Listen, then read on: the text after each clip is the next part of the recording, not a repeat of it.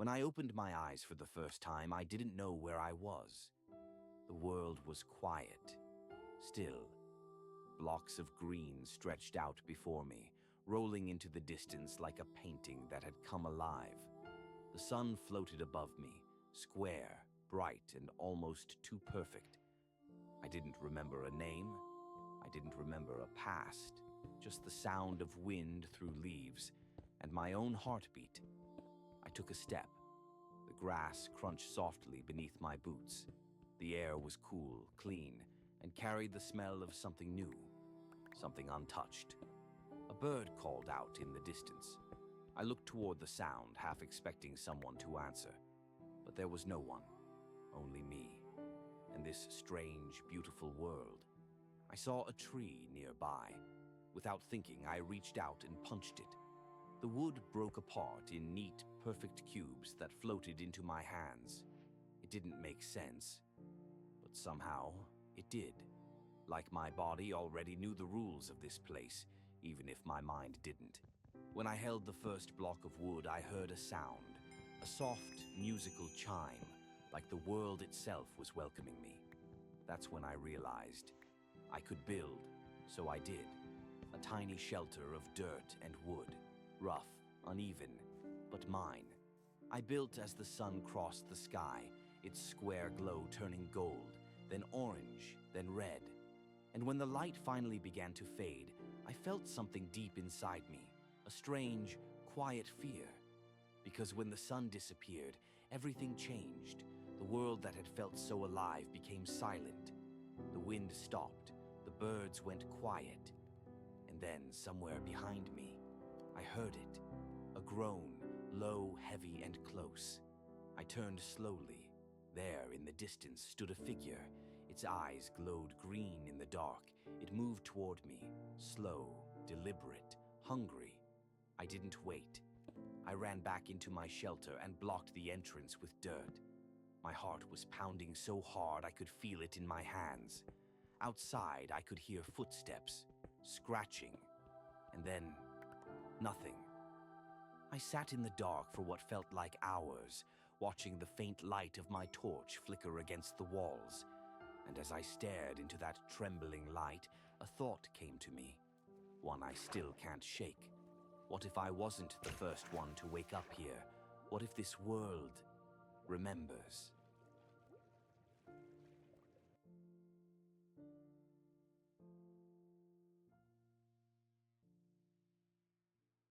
When I opened my eyes that morning, the light was softer than before. The storm of my first night had passed. The sky above me was clear, painted in perfect squares of blue. For the first time since I'd woken in this strange world, I felt peace. The grass glistened with dew. Each droplet sparkled like tiny bits of glass. I could hear water nearby, a river maybe, flowing gently, its rhythm almost musical. I took a deep breath.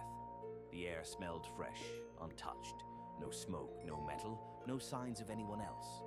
Just me and the world. My little dirt hut still stood, crooked and clumsy, but it had kept me alive through the night. I stepped outside, blinking in the sunlight, and promised myself that today I'd learn to survive. The hunger hit first, a dull, empty ache in my chest. I followed the sound of bleating and found a sheep grazing near the edge of the forest. I hesitated. It looked up at me with those square, innocent eyes. "I'm sorry," I whispered, and then I swung. The world rewarded me again with that soft, melodic chime. Wool, meat, the rhythm of survival. I built a furnace from cobblestone and cooked my first meal. The scent of roasted mutton filled the air, warm, smoky, comforting. For the first time, I felt like maybe I belonged here. But then I saw it, a cave, a dark mouth carved into the hillside, breathing cool air into the sunlight. Every instinct told me to stay away. But curiosity, it pulled me closer. The sound of dripping water echoed from within. The air grew colder. The torch in my hand flickered weakly, its flame bending like it didn't want to go in either. I stepped inside. The deeper I went, the louder the echoes grew, each step answered by a hollow reply, as if the cave itself were breathing with me.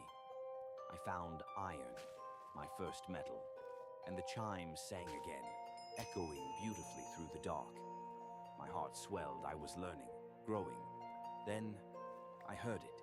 A hiss, low, sharp, too close. I froze. The sound grew louder. I turned just in time to see it. Green skin, wide eyes, a twisted grin. Instinct took over. I ran. My torch fell, rolling across the stone floor. The light danced wildly. Lava glowed in the distance, casting orange reflections on the cave walls. And then, boom! I woke up on the grass outside. Everything was gone. My furnace, my hut, my tools. Just smoke and a single block of dirt floating in the air. I laughed, not out of joy, but because somehow I knew this was just the beginning. I stood up, brushed off the dust, and whispered to myself, "Okay, Earth, round 2.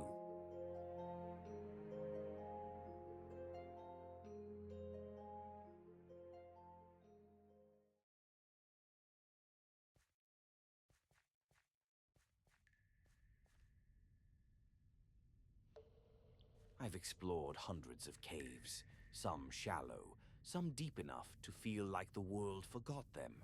But this one felt alive. The torchlight flickered against the damp stone as I stepped deeper.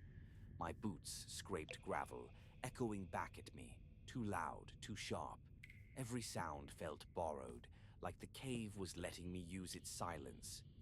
For now, I was after diamonds, of course.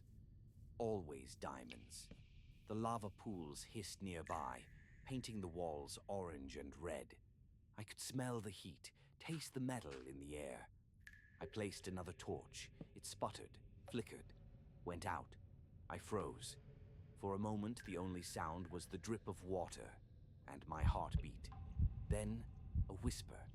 It wasn't words, not at first, more like a breath. A low vibration that rolled through the cave walls, brushing my ears like wind. I turned around, torch shaking in my hand. "Hello?" My voice came back to me, but late. Too late. Like it had gone somewhere first, and changed on the way back. I backed up toward the tunnel, trying to laugh it off. "Great, Steve. You're talking to rocks now."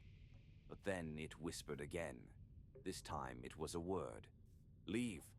Every instinct screamed at me to run. But curiosity, yeah, that old problem, told me to stay. So I lit another torch. The flame caught, but the shadows didn't move right. They didn't bend away from the light. They reached toward it, and in that half-glow I saw something. A shape carved into the stone, rough, uneven, like someone had clawed it into the wall. It was my name, Steve. The whisper came again, closer now. I dropped the torch. Its light spun as it fell, landing beside the carving. And for a moment I saw a handprint right next to my name. 5 fingers, human, fresh. The air went cold. The cave went silent. And then, the whisper turned into a voice that sounded exactly like mine. "Don't come back." I ran until I saw daylight. Haven't gone mining since. But sometimes when I'm crafting alone at night and the wind slips through the door just right, I swear I still hear it. My own voice, whispering from below.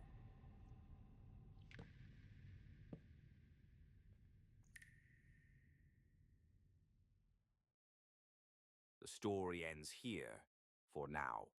But every block holds another tale waiting to be told. Like, subscribe, and share your own story below.